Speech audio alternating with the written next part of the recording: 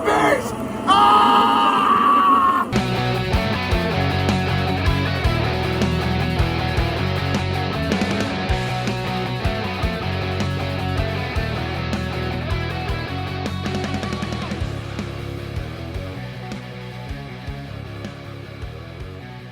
Hello, and welcome to another episode of Not the Bees, the Nicolas Cage filmography podcast.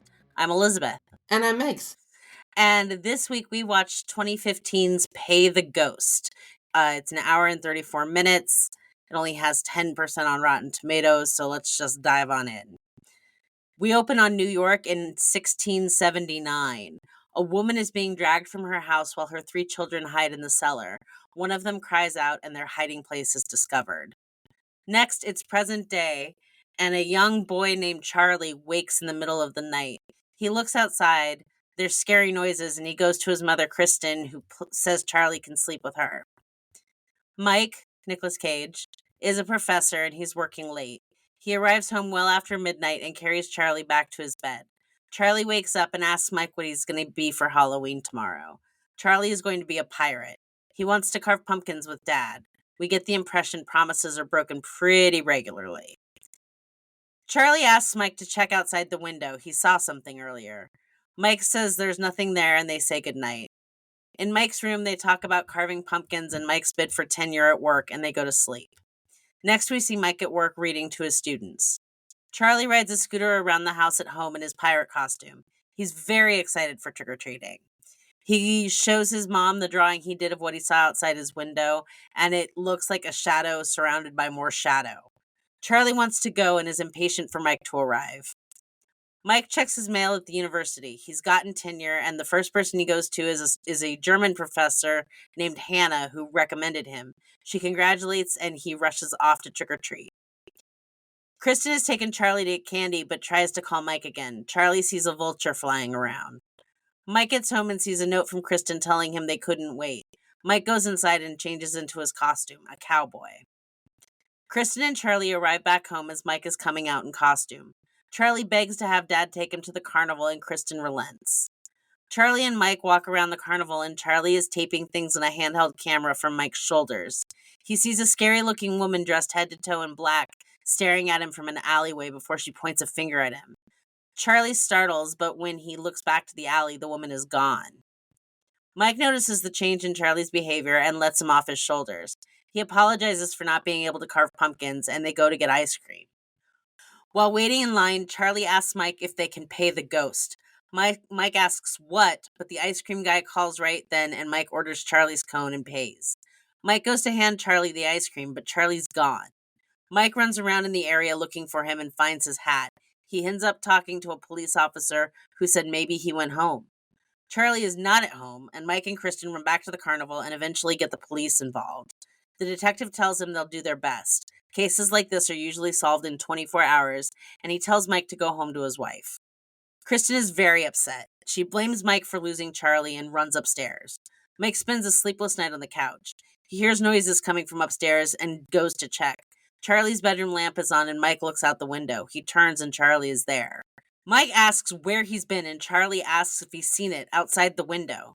We see darkness creep up the street from the left, and then suddenly a woman's shredded skeletal face appears in the window. Jump scare. Mike wakes up. It's a year later, and he's in an apartment, and his wall is covered with newspaper articles and photos like a detective's wall would look. Mike puts up flyers on his way to work. He hears someone calling Dad, but no one is there. He tries to call Kristen, and she doesn't answer. Mike is like a ghost at work. He meets with Hannah, who tries to tell him to step back, but he can't. Mike goes to the police station to talk to the detective because he thinks he has a new lead. Detective Jordan assures him he will look into these names, but Mike was still the last person seen with Charlie. He shows Mike the file on Charlie, which is huge, when Mike accuses the detectives of laziness. Mike is putting up more posters when an arrow just like the one Charlie was playing with on Halloween hits the wall next to him. He turns around and sees Charlie's face on a bus and runs after it, but Charlie's not on the bus. When Mike gets off the bus, he sees vultures circling across the street. He moves closer and sees a wall with graffiti saying, "Pay the ghost." He goes inside the building and it appears to be a homeless dwelling. No one will answer Mike's questions. An old blind man arrives and tells everyone to cover the fires. We hear unearthly wails. Mike asks what it was, but the blind guy says she comes a few days before Halloween. Mike asks about Pay the Ghost, and the blind man has him followed to a wall that says Pay the Ghost scrawled across it several times. Mike asks what this means, but the blind man says he doesn't know and tells Mike he needs to leave. Mike goes to the home he used to share with Kristen. He says he needs to talk, so they go to a cafe. Mike tells Kristen about Charlie saying Pay the Ghost and about the graffiti. He asks if she's seen or heard anything to make her think Charlie is trying to communicate, but he thinks that's what's happening. Kristen says she can't do this and goes to leave. He follows her out and asks if she's seen him. Kristen says she sees him everywhere and screams that Mike should have protected him before storming off. At home, Mike watches the video Charlie took on Halloween, but doesn't see anything new, so he shuts the video off and sets the camera down. As he walks away, the camera turns back on and Mike picks it up. He sees a cottage in the wood full of children in scary masks. He jumps and puts the camera down. At Kristen's, she's woken up by the sound of clattering. She tries to ignore it, but it happens again. She gets up to check and goes downstairs. In the kitchen is Charlie's scooter, driving by itself. It comes down the hallway towards her and stops and falls. The next day, Kristen goes to see Mike and says he's right. Maybe Charlie is trying to reach out. Mike shows her the research he's done. Half the kids that go missing on Halloween never return, but any other day, most of them come back. Maybe that's connected. Mike has the address of one of the kids that went missing 2 Halloweens ago. He thinks that they should go and talk to the parents. The dad is the only one there, and he's a junkie. After Mike gives him $50, the man says he's got to pay the ghost. His daughter said it too right before she was gone. He started to hear things a year later. Mike calls and tells the detective everything the man said. The detective says he'll look into it. At Kristen's, she offers to let Mike in. They'll order dinner. It's his house too. Mike accepts. The detective looks into the missing Halloween children and goes to speak to one of the women whose child disappeared the same night as Charlie. The mother explains all the same things she's heard and seen, and that her daughter said, "Save me from the ghost." The stove behind her flares high with flames when she says this. Mike is pouring wine when the lights flicker and then go out. He looks out the window and sees 3 hooded people who burst into flames. He turns around and sees the ghostly visage of dozens of children right behind him that vanish almost immediately. He drops the wine. The lights come back on. No one is outside. Mike tells Kristen what he saw and she suggests a medium. Next, a woman arrives. They all go into Charlie's room, but at first she doesn't feel anything. Then as she goes to leave, she stops and turns back to the window. She says they're all out there, all of the kids. The door slams shut as the woman opens the window. She's thrown into the wall like someone is holding her by the neck, and then she falls to the ground dead. The detective says this looks like Mike had something to do with it, but Kristen defends him and the detective leaves. Kristen is scared. That night, Kristen tries to sleep and Mike sits up downstairs. He's looking at photos on his phone when he hears creaking upstairs. Kristen is still in bed, but her tablet wakes up, showing her the image of the shadow surrounded by shadows that Charlie drew a year ago, only this time Charlie's in it, hiding behind the shadow. Mike goes to check out the noises from upstairs and finds Kristen in Charlie's room, cutting herself with a pair of scissors. She's possessed by what appears to be Charlie, saying it's cold where he is and she's coming, and begs Mike to save him. When Mike tries to take the scissors, Kristen freaks out and then collapses on the bed. Mike grabs peroxide and cleans her up, and Kristen comes back to herself. Mike tells her what happened, and then they look at her arm. She's carved the triple moon symbol into it. They go to see Hannah, the German professor, who tells them about a small group of Celts from Ireland and a woman they accused of being a witch. She tells them about a small group of Irish people that still celebrate the season like they did in the old days, and Mike tells Kristen they should go. At the morgue, the medical examiner has cut the medium open and all of her organs have been burned as if she spontaneously combusted. Mike and Kristen make it to where the Celts are, and the leader explains it's the time of year when the portals between dimensions is weaker. She's just a teacher, but they get together once a year to celebrate Halloween. Kristen shows them her arm, and the leader explains it means maiden, mother, crone, and crone is the worst. She forgot what it was to be a mother, and now she takes 3 children every year. It stops at midnight. Mike notes they have 2 hours, and they head out on their way. Hannah is still doing research and calls Mike with the woman's name, the same lady whose children were hiding in the cellar. An angry mob took her and her kids and made her watch while her children were burned alive before she was. She swore to return every year with her last breath. As Hannah hangs up with Mike, vultures assault the cab he and Kristen are in, and it crashes. Hannah leaves her office and, while walking through the deserted building, is thrown from a window by the ghost. At the accident site, Mike notes the time. The EMTs try to clean them up, and Mike runs off. He goes back to the same carnival and goes down the alley where Charlie saw the woman in black, but he doesn't see her. He runs to the homeless encampment where Pay the Ghost was written on the wall. No one is there when he calls out at first, but he runs to the wall covered in Pay the Ghost, and the blind man from before is there. He asks how to find the crying woman. He wants his son back. The blind man asks him for his watch. He takes Mike to a foggy metal underground bridge. He tells Mike his boy is just on the other side, but he has to be back before midnight, and gives Mike a flashlight. Mike crosses the bridge to a small clearing in some woods where a cottage stands. He's seen it before in the video recorder. As he steps toward it, a cutscene plays of the woman watching her children burn and cursing the men that did it. Inside the cottage is a cellar door covered in heavy stones. Mike moves them and opens the door. The cellar is an endless room full of the children the ghost has taken over the centuries. Mike calls for his son. They all hold their hands in the air, and Mike's hand passes through them until one of the children grabs his hand. It's Charlie. As they turn to leave, two other children ask if they can come. They were taken with Charlie last year.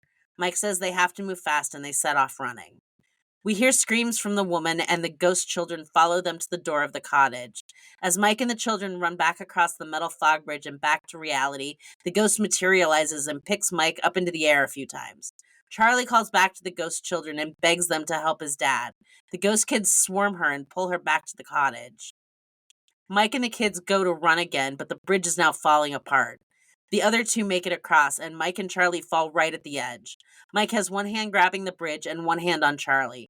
Charlie climbs up, and then Mike climbs out. As soon as the two step off the bridge, the wall behind them closes the portal to the other side. Mike takes Charlie home. Kristen is overjoyed and asks Charlie where he's been. Charlie says they were just at the Halloween carnival. He doesn't remember a thing from last year. Outside, a vulture screeches and flies off. As the credits roll, we see the vulture land behind a green fence. He joins two of his buddies already feasting on Hannah's body, having fallen from a great height and being impaled by several pieces of rebar. The camera closes in on her face and her eyes fly open. The end. Megan. Yes. I know you don't like horror movies in general. How did this one sit with you? This one was okay.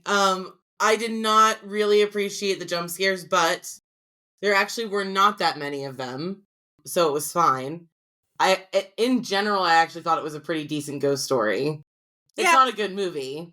It's not a good movie. Nope, it's not a good movie. But the ghost story was decent, and the CGI for the ghosts was really, really good, I think. Yeah, but the CGI for the vultures was really, really bad. It was really, really bad. Yeah, they blew their entire budget on making her look like a walking burn victim. The scene where Kristen comes downstairs and she sees the scooter moving by itself freaked me the fuck out. Because it reminded me of that scene in The Changeling. The Changeling with the wheelchair? With the wheelchair and the ball. The ball? He throws in the ocean, and then he comes home and the ball bounces down the stairs. Yes. Oh. Yeah. It was definitely giving Changeling vibes, for sure. I think Nicolas Cage plays Dad really good. I do as well. And I really, really like the actress that played the mom. You mean, the same lady that plays Laurie Grimes in The Walking Dead? Kristen? That's who she is! Yeah, that's... Her and Nick Cage are the only recognizable actors in this entire movie. I could not place where I knew her from. That's predominantly where people will know her from. She is also Anita Dick from Letterkenny. Yeah, I don't watch Letterkenny, so I know, but it blew my mind when I found that out. I have just written here school teacher exposition. Like, that school teacher shows up just to give them the Wikipedia article on Sam Hain and Celtic tradition. Literally. That's the entire point of her existence. And then they killed her anyway. Poor dollar store Heidi Klum. They killed the teacher? Yeah. Hannah? No. No, when they go to the Halloween celebration. Yeah. And the woman's like, I'm just a school teacher, but I'm here to dump 15 pounds of exposition on you. Literally, because why would she be interested in looking at a crazed woman's self-inflicted carving? Right. Like, also, is it the crone or is it the ghost of a woman that was wronged by men during the witch trials? Like, which is it? Yeah. Because, something is telling me that, like, the people at that Celtic gathering aren't actually celebrating, like, Celtic lore. They're celebrating just the myth of her. Yeah. And probably, let's be frank here, the ones that are opening the fucking portal so that she can come and steal children every year.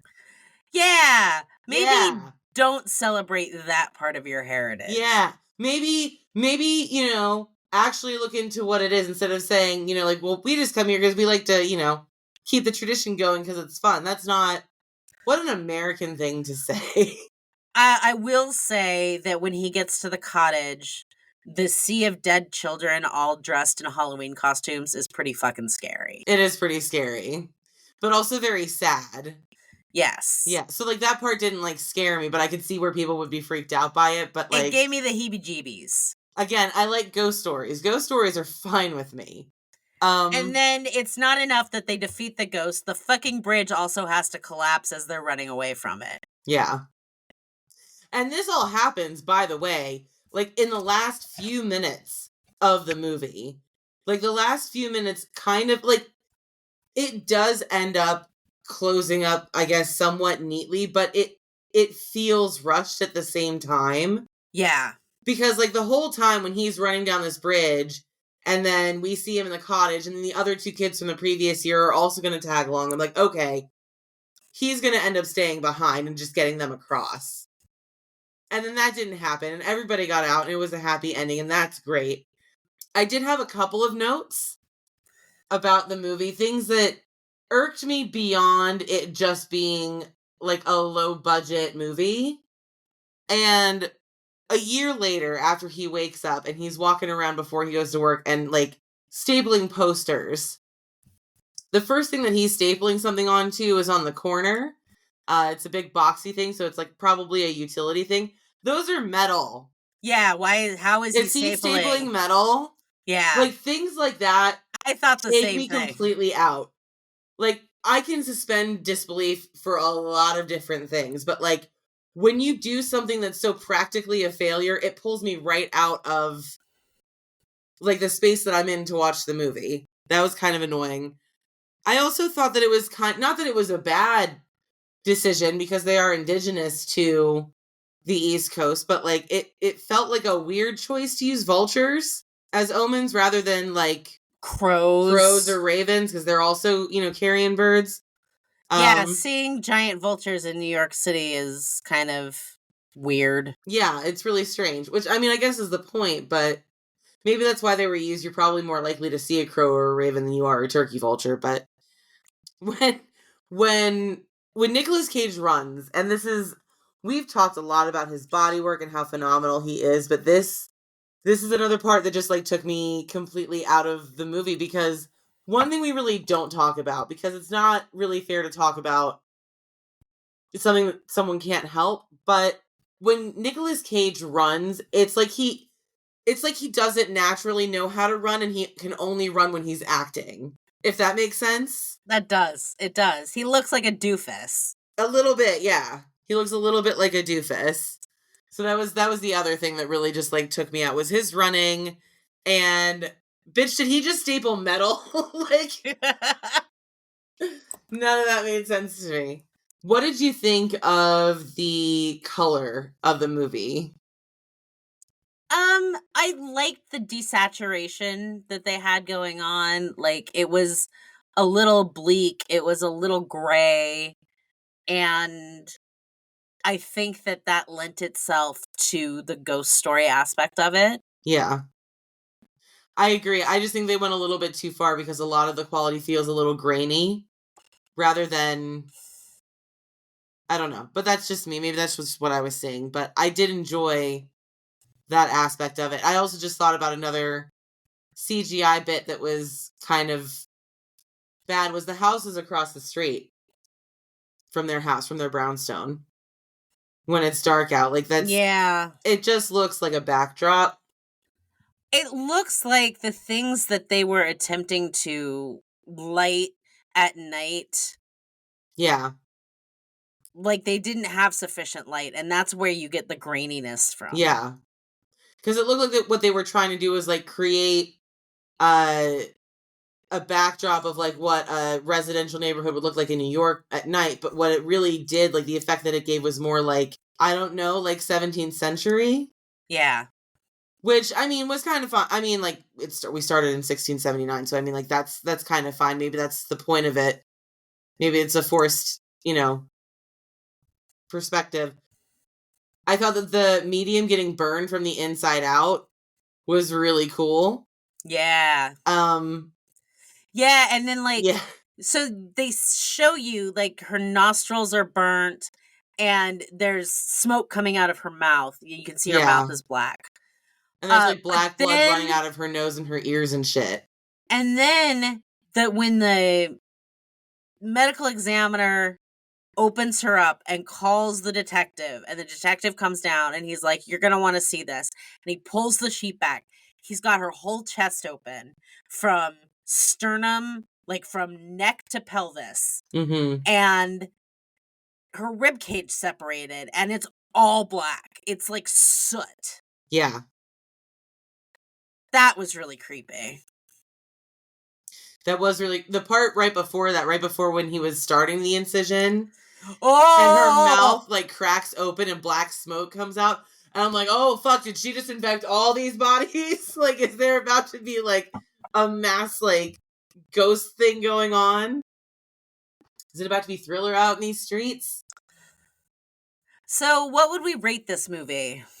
Because it's not good, but it's watchable. It is watchable from the beginning to the end. It's watchable. I think, honestly, I'd probably give it a C. I would probably give it a C. Yeah, I could live with a C. What do we give the caginess of it? I don't really know. What do you think? I've been trying to think about this all day. What I would rate his performance. I think he played it well, but he does play it straight. And it feels like the quintessential caginess is missing. Mm-hmm. Like, you would have expected him to have a little bit more of, like, a blow up at the carnival, at the police station. Maybe when, he's literally fighting a fucking ghost. Yeah. Something. I would give him a C. That's fair.